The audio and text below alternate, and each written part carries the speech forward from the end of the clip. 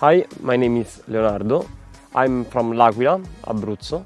Hi, my name is Andrea Sevilla. I'm from Quito, Ecuador. I'm studying here in Católica in the Food Processing, Innovation and Tradition Master's Degree Program. I've choose this course because of its international context and the possibility to study abroad, like attending the double degree programs in France.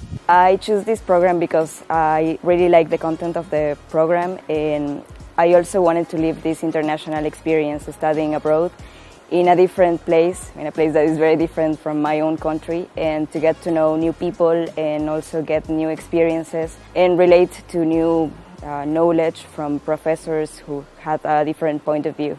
The labs are the places where we apply practically what we study in the class, and it is the most exciting part of the course.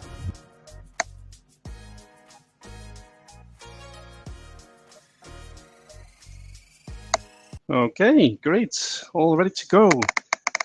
And welcome everybody to join this webinar from Università Cattolica del Sacro Cuore. Well, my next presenters, they are able to say that better than me, as they are joining from the university. We have a great panel today joining us, also a student. But before we go over to them, I'd like to briefly explain of some of the interactive options to you. My name is Luc Mulling, I'm the moderator. And yeah, first of all, I already saw people did that, writing where they're joining in from. So thanks to do that. That's just great for us to see a bit of the diversity of countries, of course. So great to see already some of you joining. Second of all, you can write your questions at any time through the panel at the right bottom where you see questions. That's where you can write your questions at any time and we will answer them at the end. Also, I already opened up a poll question. That's where you can give us a bit more information about your status, what you're looking for. So I will be opening up a couple of questions there. And now it is what is the most important to you in selecting a university program. So let us know what it is. That is nice for us, of course, to know and get the feedback to the university as well. And last but not least, we have a little button to make it even more fun and interactive. It's a button called React at the bottom of the screen. If you click on that, you can give your reaction of choice. Yes, that's the one, and we like those. So just to make it more fun for the presenters. And let's go over to them. I will introduce you to Julia, and Julia who is from the staff of Università Cattolica, and she will introduce herself. And we'll start with the presentation. Yeah, absolutely. Hello, everybody. Well, look, you're getting better and better at saying Università Cattolica del Sacro Cuore, but an Italian cannot be beaten, I guess. So I am Julia, as Luke rightly pointed out. I am from the International Recruitment Office of Università Cattolica. And together with me, there will be Professor Luigi Lucini and Nicole. Natalie, the professor, he is the coordinator of the program, and Nicole is an actual student. She's doing her second year in the program. So, look, if you mind putting up the presentation, I'm going to go over the agenda. Okay, perfect. So, well, I'm going to go over why you should study in Italy, in our opinion, of course, and why you should choose Università Cattolica and Italy to study agriculture in particular, because, you know, we're talking about an agricultural program. We're going to have some questions about the faculty and the program structure. We're going to go over it as well. And Professor Lucini is going to talk a little bit more about the program, how it is structured, and how it really responds to the needs of today's agricultural sector. And also, we're going to meet Nicole. And we're also going to go over the entry requirements and the application timeline for this particular course. At the end, of course, we're going to have you having questions, and we're going to have some answers for you. Hopefully, I'm going to ask the question, of course, to the person who can answer it best, since we're all here. So let's start. As I said, here we go. And first of all, I'd like to start from the start. So we are Università Cattolica and we're from Italy, okay? We are in Italy. We have 5 campuses in Italy. So why should you choose Italy to study? Well, there's a lot of reasons, but most of them have to do with the agricultural aspect of Italy, because we have a great culture of food. We have a great culture of wine. We have a great culture of processing food. We have become really specialized in doing that. Also, we have a big manufacturing sector, which of course not only applies to food, but it also applies to cars, luxury goods, yachts. So in general, when we have raw materials, we are really able to transform it into something really nice to eat or to use most of the times. We also have a great healthcare system. So even the people who come here to study and work, they don't have to worry about, having a poor healthcare system that doesn't support their needs. So I would say usually those are the biggest reasons for you to study in Italy. Of course, also the heritage, the country itself is really nice. We have a lot of different landscapes, different regions, different dialects. So it's really, really interesting to see this country because it's full of diversity. And well, in this country, we also have Università Cattolica del Sacro Cuore. We also happen to have this one. It is the largest known state university in Europe, meaning we are a private university. We were founded in 1921, which some of you may think, oh, that's an old one, but actually it's not that old compared to other universities in Italy. Some of them were founded in medieval times, in the 15th or actually 14th century as well. But those are all public, we are private, and we are one of the oldest private universities around Italy as well. We have 5 different campuses, as I said, and actually the campuses relate to what they study there, meaning that we don't have a campus in Cremona for, I don't know, healthcare, because we don't have the Policlinico Gemelli in Cremona, but of course, instead, we have a really big agricultural sector around the food valley of Italy, and the Cremona is actually in the center of this food sector. And when you think about studying somewhere, you also have to think, where am I studying it? And that's one of the reasons. We have 12 schools, so we are a really big university with many different subjects that can be studied, with a lot of students. You see, we have more than 40,000, and some of them, I'd say it's growing every year. Year over year, we have seen a stable increase in international students. Also, thanks to our very nice partner universities with which we work together, and some of them have been our partners for really long times. Well, the consequences of being this big is that we have a lot of programs. We have more than 40 English taught graduate programs between undergraduate and graduate degrees, and 200 and more Italian taught programs. So why you should choose Cattolica? I think among all the universities, all of them, of course, have their perks, but I think what makes Cattolica unique is that we are private, so we have a lower student-to-teacher ratio compared to the public universities, and we also have more funds available for research. So that means that we also have a lot of professors who do research and they teach at the same time. As I said before, we have adopted a local campus strategy. We integrate the culture, the community, and the faculties. So if in Piacenza and Cremona we produce all of the charcuterie that you really love, for instance, il prosciutto di Parma, just to make one, to nominate one, we have an entire agricultural university founded around the fact that we produce food in that food valley. So we try to also be international while maintaining this identity and this local peculiarities that we have.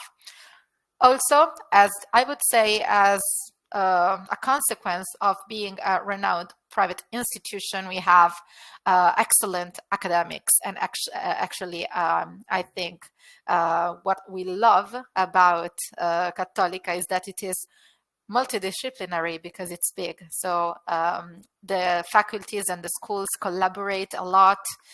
So it's really nice to see them collaborate and come up with very top of mind courses. And also, last but not least, the student experience. Nicole will probably have a say in this, but we do have a nice culture of welcoming students. Our students feel like they are supported, and there's a lot of possibilities for you to go abroad and to strengthen your skills in our university. Also, thanks to this interdisciplinarity that I've talked to you before. So,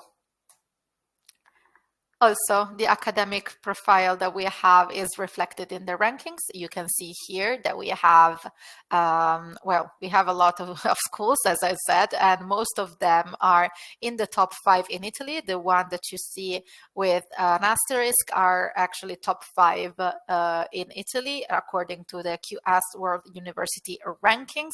And also we are in the top 350 in Times Higher Education World University ranking. And you see here that agriculture is actually at the top 150. We're going to talk about it a little bit later. But yeah, we are very good at agriculture among all of those. Also, we are good at employing our people and our students after you graduate, or some students that we have, they start working even before they graduate with internships, career days. There's a lot to do around our university. So there's a lot of opportunities after you graduate, also because as a private university, we are very strongly recognized by employers around Italy and around Europe. So, why should you choose to study in Italy, and why should you choose to study food in Italy? I already said this, but I think some data always helps to, make an informed decision on where you should study food and why. So our food industry accounts for 25% of Italy's GDP, and it provides 3.6 million job opportunities. You see, there's more than 700,000 farms. There's going to be a lot of jobs actually related to the manufacturing as well and the processing of the food. So this program in particular is really on point with what happens in Italy most of the times. You have to remember that Italy does not grow any coffee.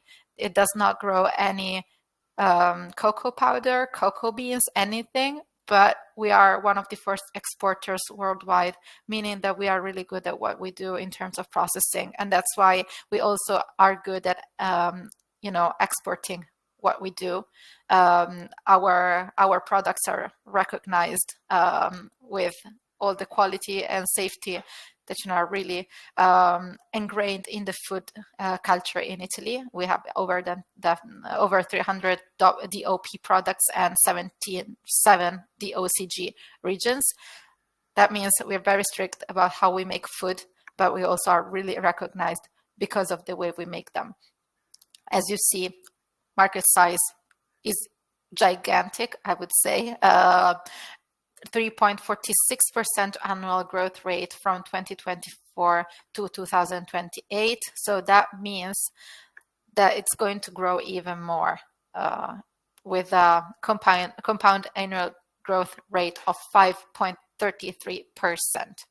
So I really love to show data in my webinars, and these I think are really interesting data about not only why you should study in Italy, but also why you should work in the food industry in Italy.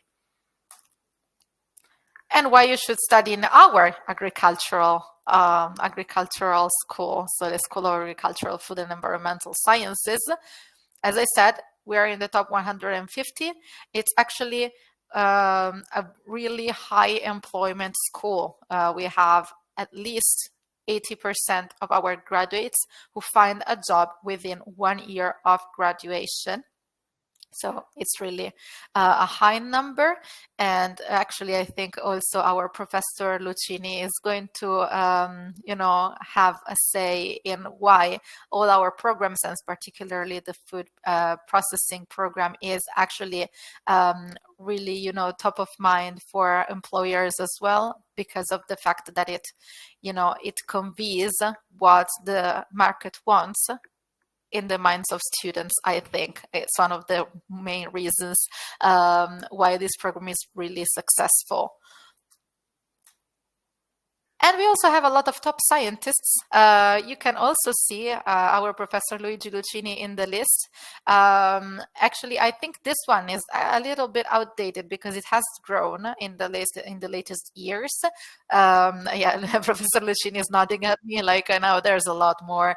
But I think this one was from 2022, and 9 professors were in the ranking of the world's best scientists, according to the sciences list of Stanford University. So really, we also do a lot of research. And I think in this particular sector, and Professor Lucini is going to correct me if I'm wrong, but in this particular sector, it is trivial to do research because of the fact that we're going to go through a big change in the food industry in the next couple of years if we want to adapt to climate change. So it is particularly important if you are considering a food program to understand what the research is going to do in the university that you're going to attend, because it's really trivial. So you probably have already seen what the first year and the second year of this program offer in terms of classes, but you're going to see there's a lot of chemistry, a lot of microbiology, a lot of technology, and some also, I would say, economics, some subjects about if you see food quality assurance. So I think it's a good mix between the technical issues and economic / materials kind of subjects. But of course, Professor Lucini can have a say in this. And actually, Professor, do you want to explain what our program is actually about in a few words before we continue with this? Because I think you can explain it much better than me. Okay, Giulia, thank you for the introduction. To explain the program, I would like to start what the professionals that are graduating in food processing are intended to do. And the idea is to provide those skills that help in managing production, managing the supply chain, in innovating, so R&D in food science. So basically we have some bases like chemistry, biochemistry, microbiology, food safety, but also some more applicative areas like different food technologies, packaging, certifications, economics. This type of teaching has been designed also based on the feedback we got from the food industry, meaning that we have a committee that is an advisor committee made by professionals taken from different compartments of the food industry, so from meat and processed meats, from bakery, from dairy, and so on. So from the different area, they are also advising us on the competencies that the food industry requires. And the idea is to provide those competencies among the different courses. You can see here, if you want, I could go one by one, but you probably can check more easily on your own in the site. It's more convenient for you. And then if you have any question, you can ask. Absolutely, yes. Also because I want to have a little interview with you, actually, Professor Lucini. I'm going to go a little bit deeper in that before talking to Nicole as well. I think our students are really interested in, understanding the relevance of the program, as you said, no? So for instance, I mentioned, sustainability and food production, and that this is going to be a major challenge in the next couple of years. So how do you think this program addresses these challenges? What are the key competencies, the key skills that the students have to develop in order to succeed in this challenge, and that this program, can help develop? I would say that the key word is innovating, because the name of the course is actually Innovation and Tradition, because several countries, including Italy, not only Italy, but we have so many examples where there is a huge and important, strong tradition in food science that is the identity of a country, but at the same time, the market is going global. That means that challenges are global. That means that the requirements we have maybe nowadays can be different in 5 years. And having a mix of some basis skills together with more applicative skills help to manage, to change production, to innovate in R&D, to respond to the different needs. Because as I was saying, this market is changing a lot, even for small, medium companies. So not only for big multinationals that we know they sell worldwide. So in that case is clear, but the same applies to small, medium companies. They have to be in the market, and the market is global. Absolutely. Well, and I don't know if I mentioned this before, but I think it is worth noticing that most of our companies, not only in food, actually, most of the companies that operate in Italy are small, medium companies. So it is crucial for them to innovate, I would say, as much as the multinationals. Otherwise, it's difficult to compete with the multinationals, and it's difficult to compete with other medium or small, medium enterprises around at least Europe, but it's a global market, so absolutely. So what do you think this program has which makes it unique? So there is maybe some other food processing programs, there surely are. What do you think makes it unique in terms of skills, but also in terms of what you think you teach and other professors around don't teach? I could identify 3 points. The first one is the strong connection with the industries. And this is made at teaching level, so mainly in the second year, but also in the first year, we have several contributions from industries, maybe seminars or similar. A colleague that is teaching food processing is a professional in a well-known big company here in Italy. So this way, we can create a strong connection between students and the industry. So it's not like academia itself, but it's academia to provide with the skills, the professionals that can be the manager in the food industry in the future. So this is the first point. The second one is employability. So I think you correctly mentioned that we are ranking high in employability, because we believe that one of the main aims of universities, and for food science is even more important, is to give a background that help our students to find a job. This should be the final aim. And the third point is the strong connection that you mentioned before, is the strong connection with research, right? Because this sector is changing, and is changing a lot, and new challenges are being faced in the market.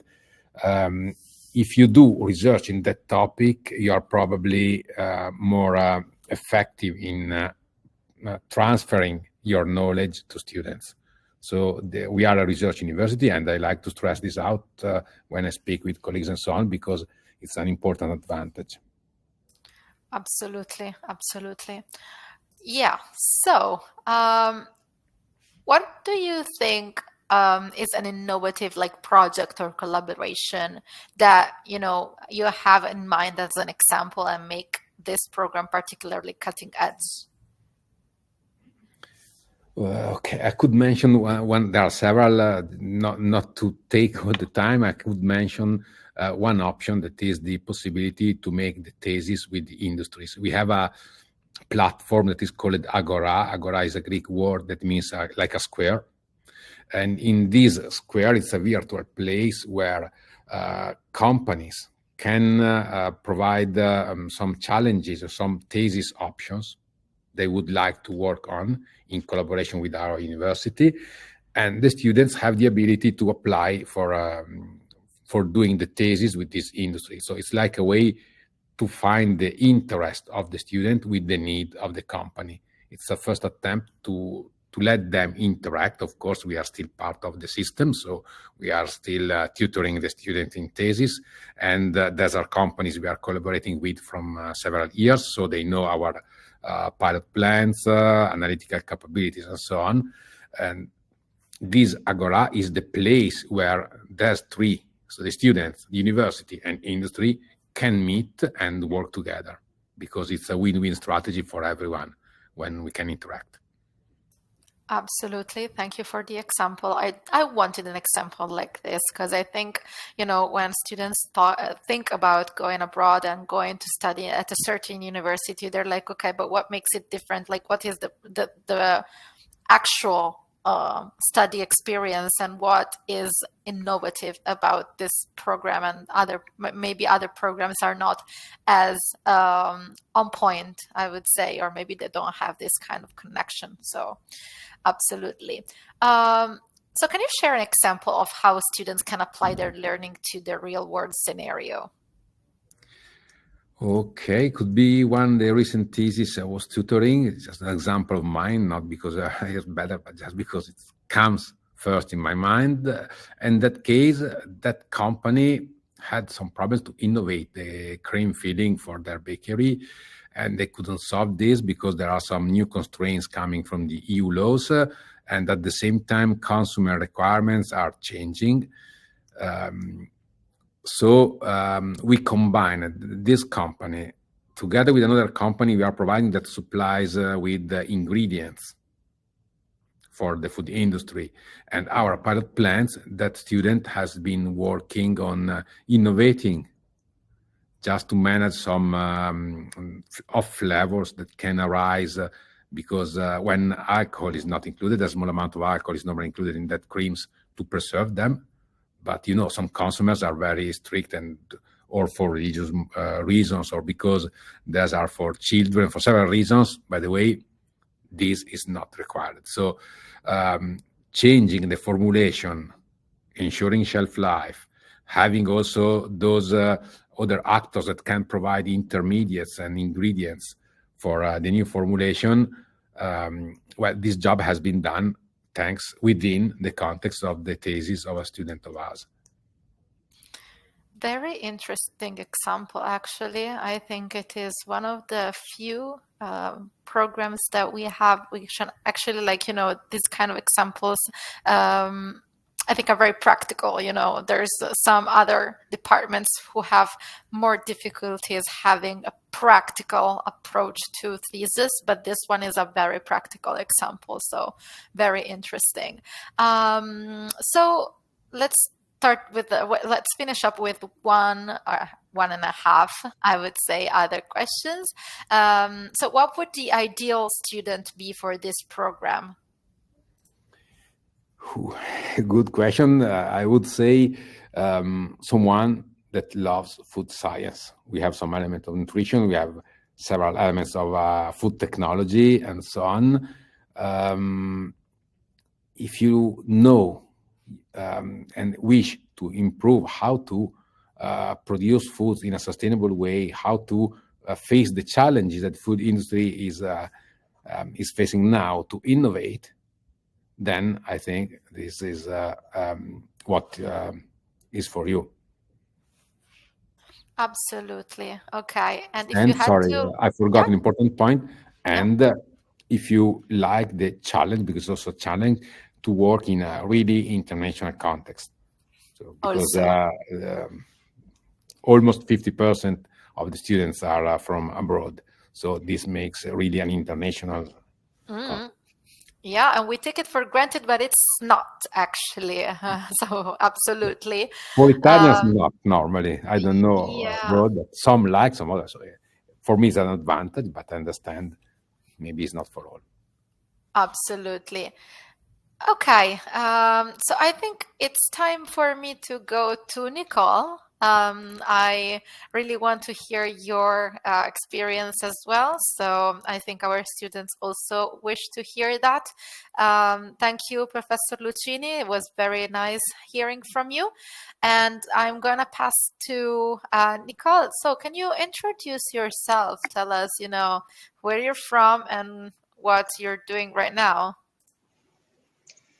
I see Nicole is on mute and trying to unmute herself. Oh. But it seems to not work.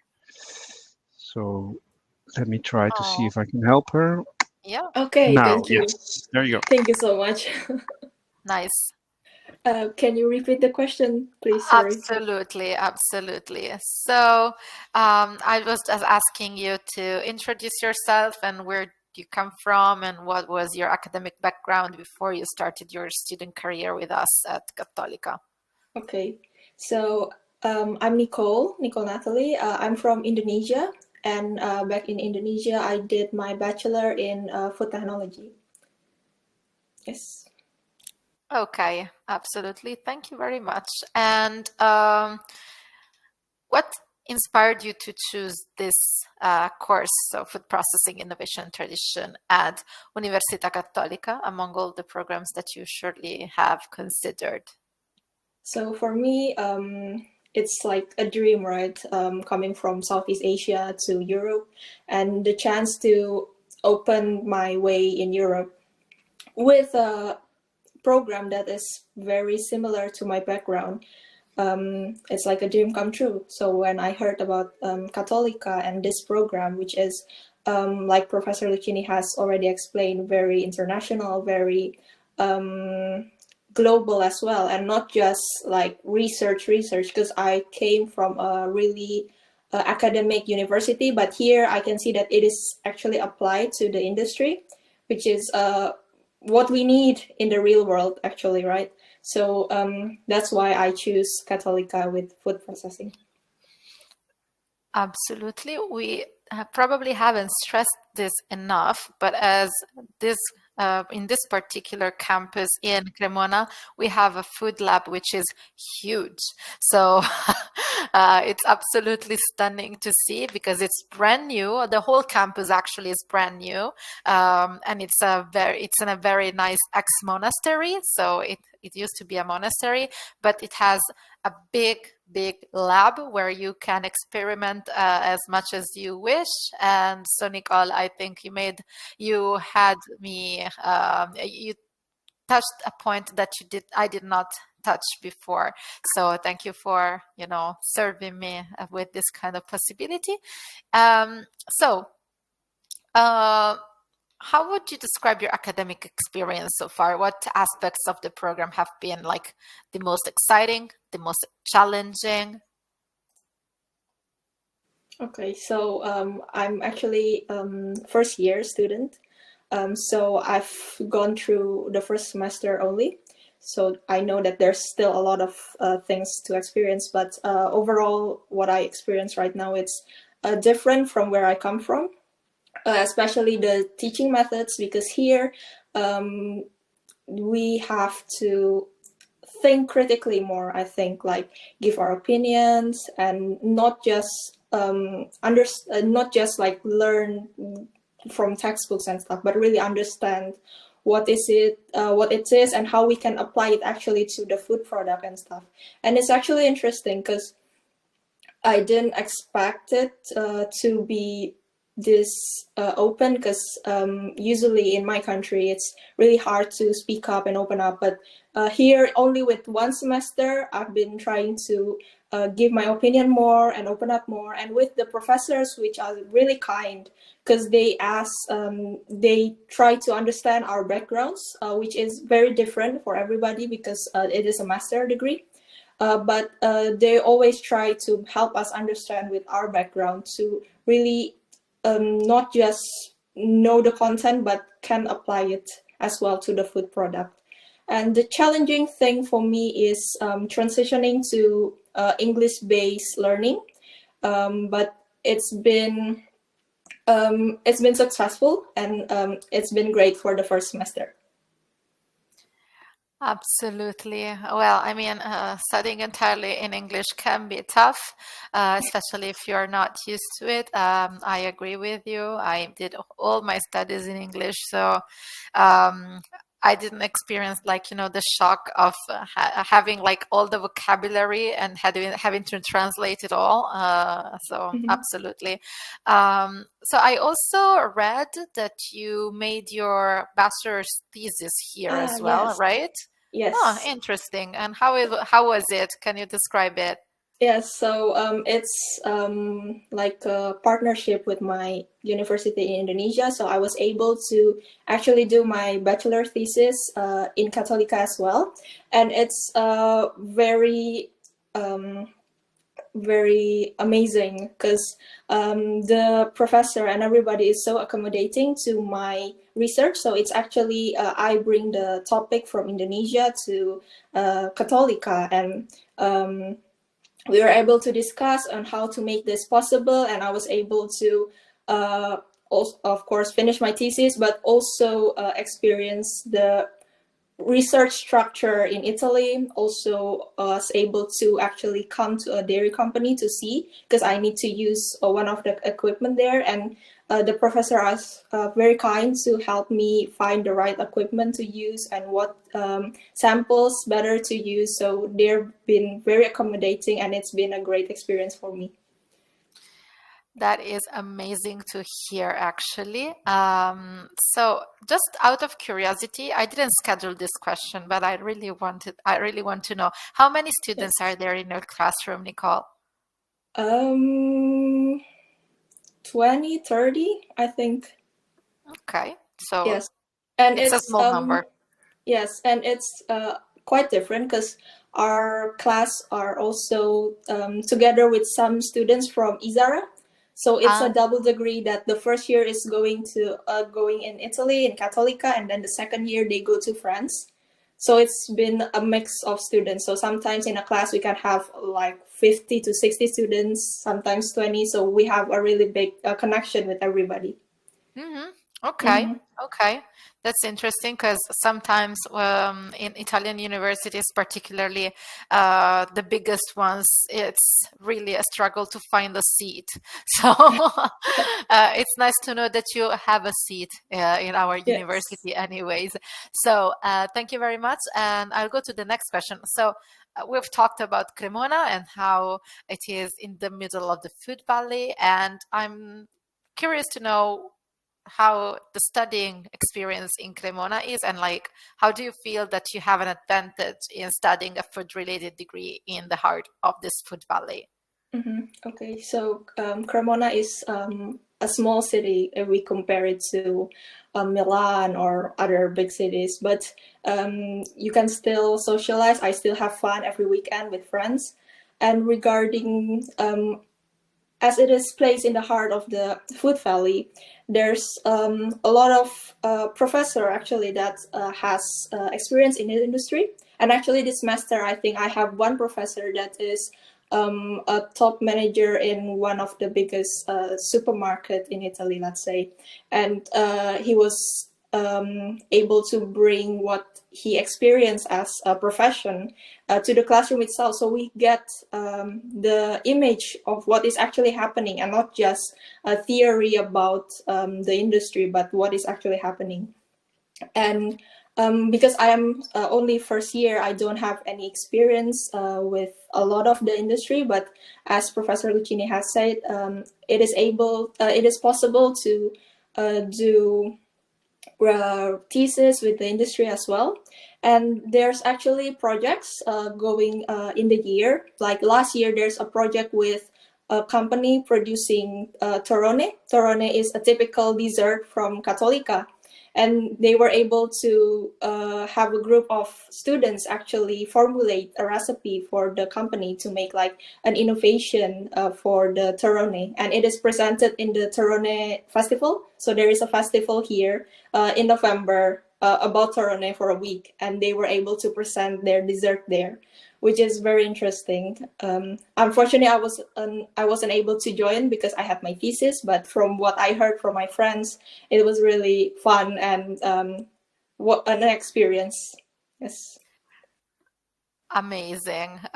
There's one thing that you have to know about the food industry in Italy and the food culture in Italy is that we have a sagra for everything. So sagra is like a fair, but it is dedicated to anything. It can go from frog legs to polenta to whatever, literally. So it's really nice. Thank you, Nicole. One last question before I move on to the last part of the webinar. So what advice would you give prospective students considering this program? So for me, the biggest challenge for me is just to take this leap because it is big, like moving to a new country where the majority doesn't speak English, so I have to learn another language as well. I'll be far from home, but then it's the best decision I've made thus far. So I think for me, if you like the program, you think you can benefit from this program and this is for you, then I think just take the leap. Yes. Thank you. It's a very hopeful and full of willingness to live kind of advice, which I really love and appreciate. And I love we're working with students because of this, the way that you want to, make the most of your life. It never ceases to, amaze me. So last part of the webinar itself, before we go to the questions, I am going to give you some answers actually, because I've seen some of you already have started to ask about this. So how to apply, what the tuition fees are, applications, etc., etc. So we opened our applications like a month and a half ago, and applications will be open until the 7th of May for non-EU students, so people who require a visa to come to Italy. And then for EU students, it's going to be open until the 25th of June. But I advise you to apply earlier. And actually, there is a round deadline coming up in the next couple of weeks. It's on the 26th of February. Why so? Especially for people needing a visa. I think it is important because you get evaluated before the 7th of May or the 25th of June. So it's easier for you to start the process of, moving to the country itself. So getting a visa if you need one, finding accommodation if you need one. So absolutely, even if the deadline itself might seem far away, if you start applying now and you apply in February, you're gonna have your answers a lot sooner. The tuition fee per year is 6,625 for EU countries, and non-EU citizens usually have a 9,050 euros tuition fee.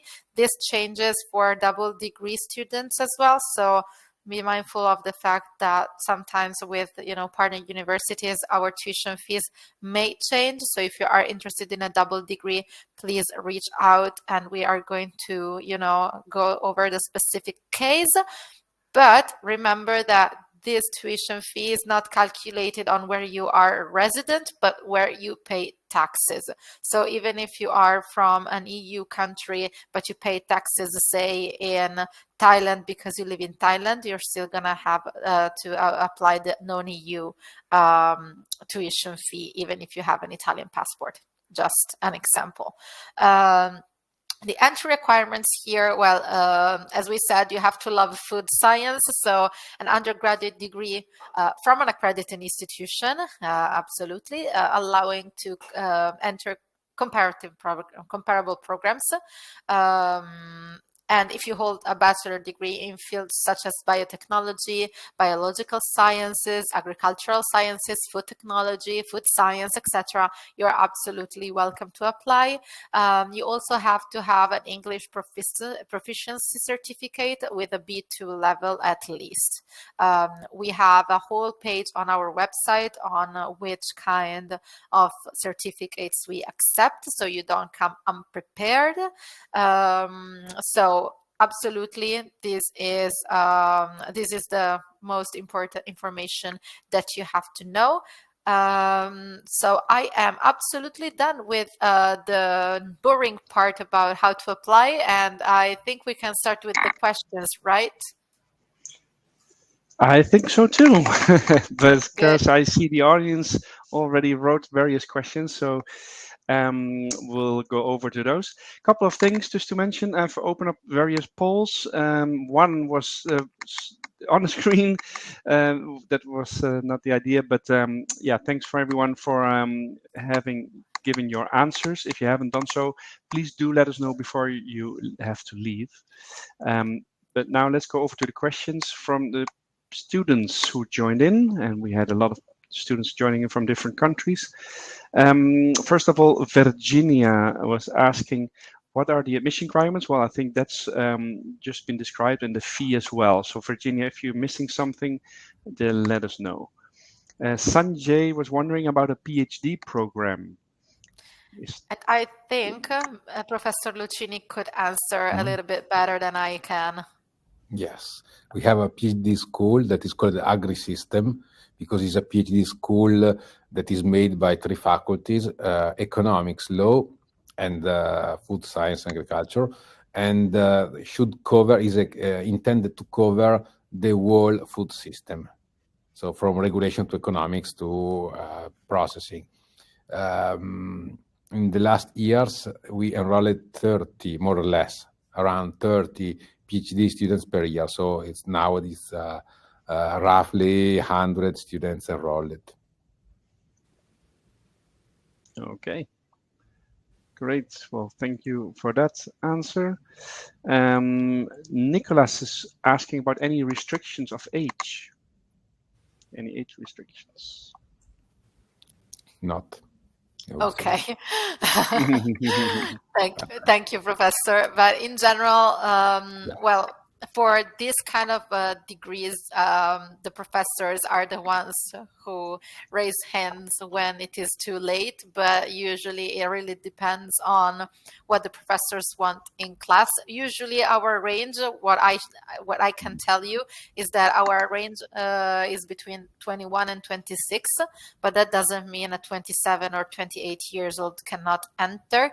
Of course, if you are a little older, what I can give you as an advice is to write a really nice motivation letter, which gives us an idea of why you want to go back to school and why you weren't in school before. Just because our admissions team really values, hard motivation and why you want to do this program. But I think other than that, it is also a matter of what the professors want in class. Good. Thank you. And next question is from Francisca about the application fee. Absolutely. Yeah, there is one, and it is a 75 euro application fee. This one is for you to be evaluated. So I didn't mention it on the previous slide while I was talking, but it is a fee that we ask you to evaluate your profile thoroughly, and it is non-refundable. Okay, thank you. Next question from Alsu about scholarships. Could you tell a bit more about that and any entrance exams as well? Okay, absolutely. So we don't have an entrance exam itself. What we evaluate during our evaluation process is your academic background. And of course, if you meet the basic requirements, well, if you haven't studied food science in your bachelor's, it's really difficult for you to get in. So, because, sometimes some other education systems are less strict, I would say, than Italy regarding who can enter a certain kind of program. But if you have the minimum entry requirements, saying if you have a degree in a related subject, and then if your overall performance was good in your bachelor's, you are evaluated positively. And then, as I said, most important thing I would say is the motivation letter as well, and the English requirement, which, I mean, it is crucial. Nicole said that it's crucial to know English well enough to study in this language. Regarding scholarships, we do have some scholarships. Especially for non-EU students, we have an UCSC, Università Cattolica del Sacro Cuore International Scholarship, which lowers your tuition fee to 6,250, if I'm not mistaken. Anyways, anything related to scholarships you can also find online. I'm gonna finish this presentation with a final slide, which you're going to see. There's a website on it, and you can absolutely reach out and see what the scholarship options are as well. Also, because we have an institution called Educat who takes care of the merit-based scholarships as well, and it is additional to what I have already told you about the UCSC International Scholarship. Even EU students can request it. So absolutely. Giulia, sorry if I may add, Yeah.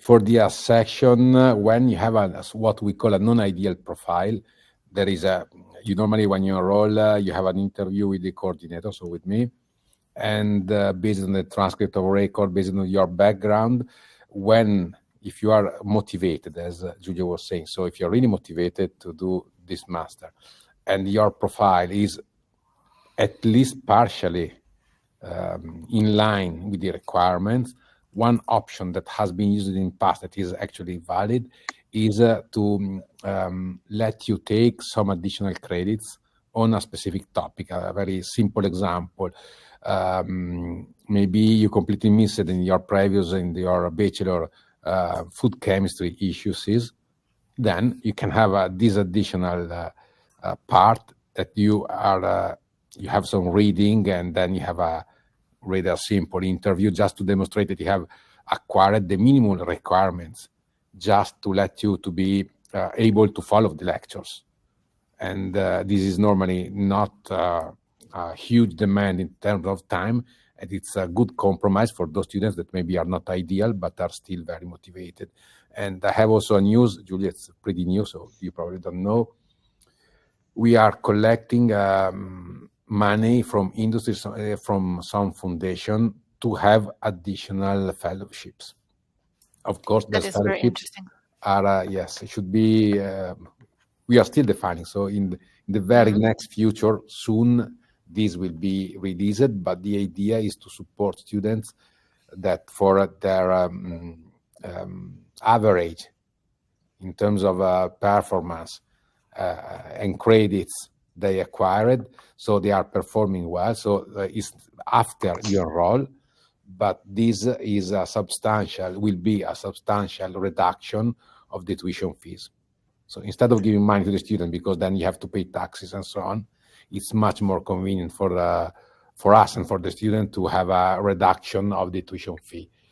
This is not 100% defined, but it's something that will be in place for sure, and we can have much more details in the very, very next future on that. This is very interesting. I did not know that, but it's if it's not 100% defined, usually they don't tell me. So I'm absolutely happy to hear about this. We are still discussing now. It's within the faculty. Okay. So that's why then will be passed also to when it's clear. Okay. Good. Well, great news coming as well. So thanks for that addition and for that insights. So we're going over to the next question from Alena.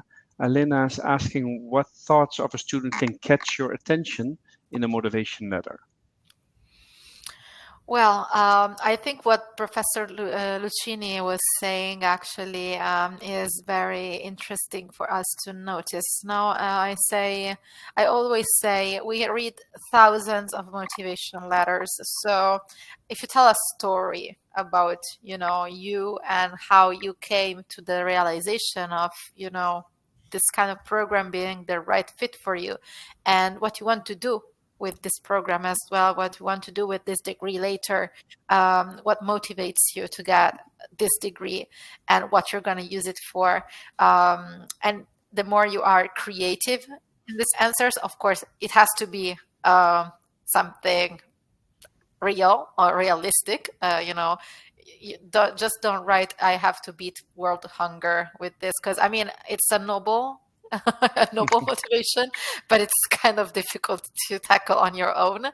But yeah, something like the way that you think this particular degree is good, it's good for you, and also why Cattolica in particular, I think, because Catholic is unique in the way it teaches as well.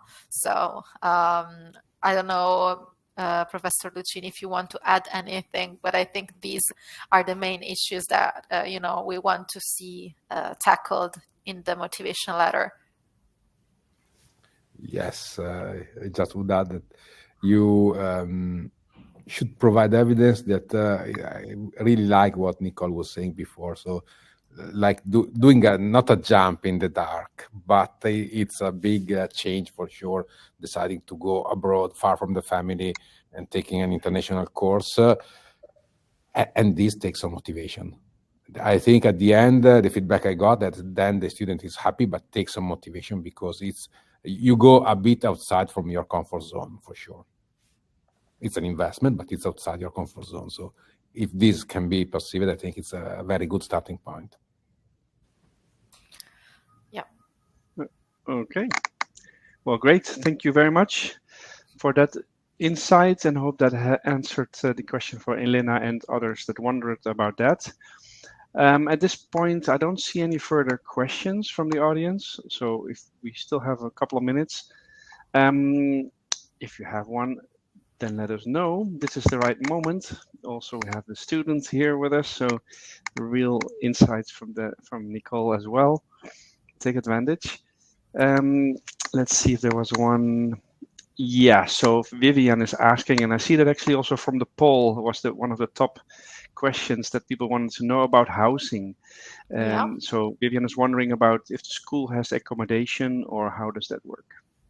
Yeah, so like most of the universities who right now are working in Europe, we are having a little bit of struggles with finding accommodations for all our students, actually, because you guys are a lot.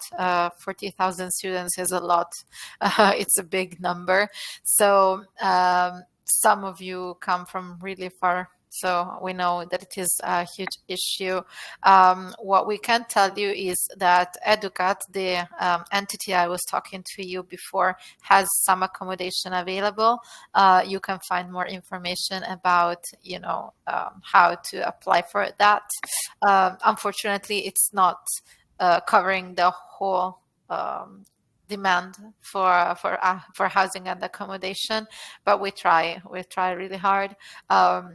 Almost, I would say that I should add one thing. Cremona in particular is a little bit less competitive and less costly than other universities in Italy, university cities in Italy. So even if you want to find accommodation or need to find accommodation on your own, it shouldn't be as costly as the other university cities that you know of usually. So Milan, Rome, those are really expensive. Cremona is a little less expensive. Plus, in our website, you can find some information about websites and services providing accommodation privately. So if you go on our website, you can find a dedicated section. You can have a look at that as well. If you finish looking at Educat and you don't know what to do anymore about accommodation, you can also have a look at that as well. Okay, I'm going to put the links actually in the list. So I forgot to mention there's a couple of links. If you click on apps at the bottom and then click on there, you find links to the to both the application portal as well as to the accommodation. I'm going to actually share already now here. As a note, here you go. There you see the link to the program overview. So by all means, check that out. You find the details of mission and anything you wanted to maybe still to know. And also, I think you can apply directly from there, if I'm not mistaken. Yeah. So, okay, good. So you can click on that link and watch it at your own pace. Because at this moment, we have no further questions. That means we're slowly rounding off the session. And from my side, I'd like to thank everyone for having joined. We had a good amount of people joining in from different parts of the world. I saw Bulgaria, Chile, Russia, Spain, India, Greece, well, just various others, UK. Thanks all for joining in, and maybe you'll be colleagues in the classroom, so to say, next year. Who knows? But thank you also, Professor Lucini, very much for your time. Julia, of course, and not last but definitely not least, Nicole. Thank you very much for your insights. It was I'm sure that's very valuable to the potential next year students. And with that, last words over to Julia. Yeah, absolutely. So thank you very much again. And if you have any questions, issues, if you find there's something that wasn't clear to you, you can absolutely email us. You're going to see the email on this final slide. It's international.inquiry@unicat.it. So if you have any questions that you think we did not cover on the webinar, if you have a particular case, you can absolutely go over the email and mail us. Okay, we respond in usually 2 to 3 business days. Okay. Okay, thank you very much, everyone, and hope you enjoyed it. And see you next time. Bye bye. Bye bye. Have a good day. Bye bye. Bye. Thank you.